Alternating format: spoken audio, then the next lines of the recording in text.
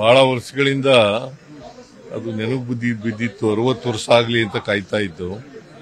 ಹಾಗಾಗಿ ಈ ಸಾರಿ 60 ವರ್ಷದ ಮೇಲೆ ಆಗಿದೆಯಲ್ಲ.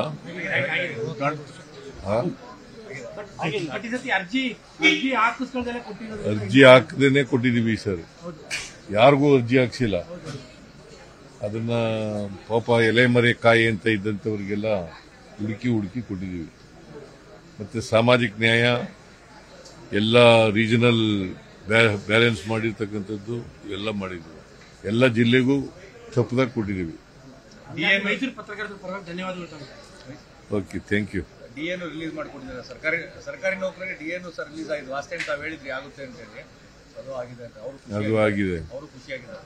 ಸರ್, ಈಗ ಮೈಸೂರಿಗೆ ಹುಲಿ ದಾಳಿ ಪ್ರಕರಣಗಳು ಹೆಚ್ಚಾಗ್ತಾ ಇದಾವೆ. ಬ್ಯಾಕ್ ಟು ಬ್ಯಾಕ್ ಇಬ್ಬರು ರೈತರು. ಅದಕ್ಕೆ ಏನಾಗಿದೆ ಅಂತಂದ್ರೆ, ನಿಜ ಹೇಳಬೇಕು ಅಂತಂದ್ರೆ, ಫಾರೆಸ್ಟ್ನಲ್ಲಿ ಜನಗಳು ಜಾಸ್ತಿ ಓಡಾಡಕ್ಕೆ ಶುರು ಮಾಡಿಬಿಟ್ಟಿದ್ದಾರೆ. ರಿಸಾರ್ಟ್ಗಳೆಲ್ಲ ಆಗ್ಬಿಟ್ಟಿದ್ದಾವೆ. ಆಮೇಲೆ ಸಫಾರಿಗಳೆಲ್ಲ ಜಾಸ್ತಿ ಆಗ್ತಾ ಇದೆ. ಸೊ ಅದು ಒಂದು. ಎರಡನೇದು ನೀರು ಮತ್ತು ಮೇವು ಇಲ್ಲದೆ ಇರ್ತಕ್ಕಂಥದ್ದು. ಮೂರನೇದು ಈ ಚಿರತೆಗಳ ಹಾವಳಿ ಒಳಗಡೆ, ಫಾರೆಸ್ಟ್ ಒಳಗಡೆ. ಸೊ ಇವೆಲ್ಲ ಕಾರಣಗಳಿಗಾಗಿ ಅವು ಮೇವು ನೀರಿಗೋಸ್ಕರ ಹೊರಗಡೆ ಬರ್ತವೆ. ಆನೆಗಳು, ಹುಲಿಗಳು, ಚಿರತೆಗಳು, ಕಾಡಂದಿಗಳು, ಜಿಂಕೆಗಳು ಇವೆಲ್ಲ ಬರ್ತವೆ. ಇದರಿಂದ ನಿನ್ನೆ ಒಂದು ಮೀಟಿಂಗ್ ಮಾಡಿದ್ದಾರೆ ಇವರು, ಫಾರೆಸ್ಟ್ ಮಿನಿಸ್ಟರ್ ಎಲ್ಲ ಒಂದು ಮೀಟಿಂಗ್ ಮಾಡಿದ್ದಾರೆ. ನಾನು ಒಂದು ಮೀಟಿಂಗ್ ತಗೋತಾ ಇದ್ದೀನಿ ಈಗ ತಕ್ಷಣದಲ್ಲಿ. ಕೆಲಸ ಮಾಡೇ ಮಾಡ್ತೀವಿ. ಯಾರೇ ಅಕ್ರಮವಾಗಿ ರೆಸಾರ್ಟ್ಗಳು ಮಾಡ್ಕೊಂಡಿದ್ದಾರೆ ಅವ್ರ ಮೇಲೆ ಕ್ರಮ ತಗೋತೀವಿ. ಇದರಿಂದ ಹುಲಿಗಳು ಆಚೆ ಬರ್ತಾ ಇದೆ ಅನ್ನೋದು ಮಾತು. ಅದು ಒಂದು ಕಾರಣ ಅಷ್ಟೇನೆ, ಅದೇ ಮುಖ್ಯ ಕಾರಣ ಅಲ್ಲ. ಅದು ಒಂದು ಕಾರಣ. ಈಗ ಸಫಾರಿಗಳು ಜಾಸ್ತಿ ಆಗ್ತಾ ಇದೆ ಅಂತ ತಾವು ಹೇಳಿದ್ರೆ 4 ಟ್ರಿಪ್ ಮಾಡ್ತಾ ಇದ್ದಾರೆ ಬೆಳಗ್ಗೆಯಿಂದ ಸಂಜೆವರೆಗೂ. ಅದಕ್ಕೆ ಕಡಿಮೆ ಮಾಡಿ ಅಂತ ಹೇಳಿದ್ವಿ. ಸಂಜೆ ಕಡಿಮೆ ಮಾಡಿ ಅಂತ ಹೇಳಿದ್ವಿ.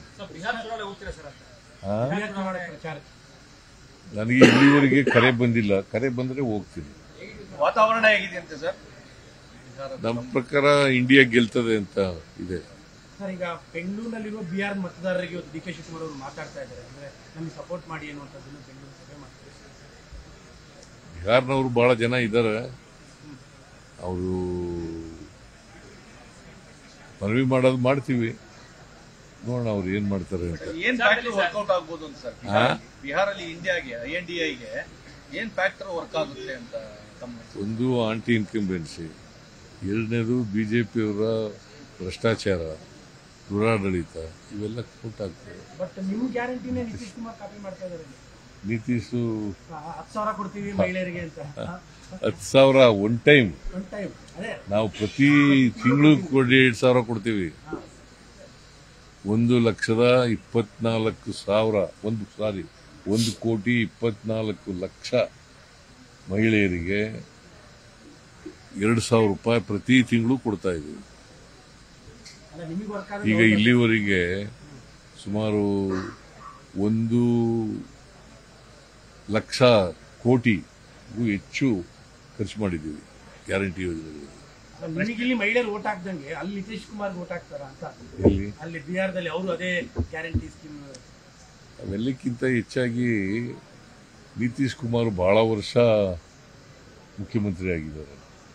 ಆಮೇಲೆ ಯಾವುದೇ ಒಂದು ಸಿದ್ಧಾಂತ ಇಲ್ಲ. ಬಿಜೆಪಿ ಜೊತೆಲೂ ಹೋಗ್ತಾರೆ, ಕಾಂಗ್ರೆಸ್ ಜೊತೆಲೂ ಬರ್ತಾರೆ, ಲಾಲೂ ಪ್ರಸಾದ್ ಜೊತೆ ಹೋಗ್ತಾರೆ. ಈ ಥರ ಆಗಿ ಯಾವುದೇ ಒಂದು ಸಿದ್ಧಾಂತ ಇಲ್ಲದೆ ಇರ್ತಕ್ಕಂಥದ್ದು. ಮತ್ತೆ ಬಡತನ ಜಾಸ್ತಿ ಇದೆ ಅಲ್ಲಿ. ಬಿಹಾರ್ನಲ್ಲಿ ಬಡತನ ಜಾಸ್ತಿ ಇದೆ. ಸೊ ಹಂಗಾಗಿ ಹೆಚ್ಚಾಗಿ ಬಡವರು, ಹಿಂದುಳಿದವರು, ಅಲ್ಪಸಂಖ್ಯಾತರು, ದಲಿತರು ಎಲ್ಲ ಕಾಂಗ್ರೆಸ್ ಪರ ಓಟ್ ಹಾಕ್ತಾರೆ. ಇವತ್ತು ಬೆಂಗಳೂರಿನಲ್ಲಿರುವಂತಹ ಬಿಹಾರ ಮತದಾರ ಪ್ರಚಾರ ವೇಳೆ ಬಿಹಾರದ ಮುಖಂಡರೆಲ್ಲರೂ ಕೂಡ ಡಿ ಕೆ ಶಿವಕುಮಾರ್ ಅವರು ಮುಂದಿನ ಮುಖ್ಯಮಂತ್ರಿ ಆಗ್ತಾರೆ ಅಂತ ಹೇಳಿ ಹೇಳಿದ್ದಾರೆ ಸರ್. ಬಿಹಾರದ ಮುಖಂಡರು ಪ್ರಚಾರ ನಿಮ್ಗೇನು ಇಲ್ವಾ? ಜನ ಮಾತಾಡ್ತಾರೆ. ಜನ ಮಾತಾಡೋದು ಬೇಡಪ್ಪ. ಜನ ಏನಾದ್ರು ಮಾತಾಡ್ತಾರೆ. ಹೈಕಮಾಂಡು ಯಾರ್ರೀ ಹೈಕಮಾಂಡು? ಗಾಂಧಿ ಅವರು, ರಾಹುಲ್ ಗಾಂಧಿ ಸೋನಿಯಾ ಗಾಂಧಿ ಅವರು, ರಾಹುಲ್ ಗಾಂಧಿ ಅವರು, ಖರ್ಗೆ ಅವರು ಅವ್ರು ಮಾತಾಡಿದಾರ? ಮತ್ತೆ ನೀವೇ ನಿಮ್ದೇ ಚರ್ಚೆ ಜಾಸ್ತಿ. ಅವರು ಜನ ಮಾತಾಡೋದಕ್ಕಿಂತ ನಿಮ್ದೇ ಜಾಸ್ತಿ ಆಗಿರೋದು.